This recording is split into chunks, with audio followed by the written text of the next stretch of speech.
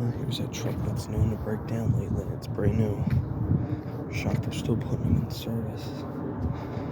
Freightliner ST Corba King, or King Corba Newway.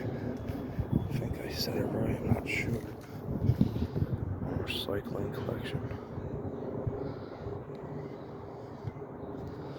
I heard they're known to break down lately.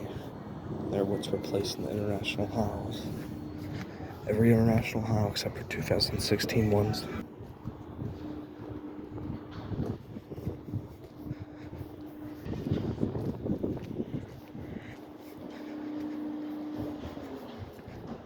I still like the truck though. I still like it.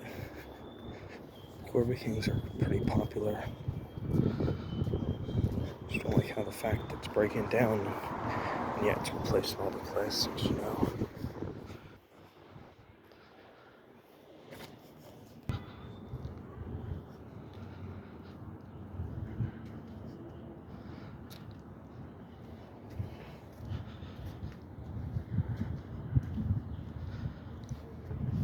After this truck, they might come back with more Hiles or McNeil's or something.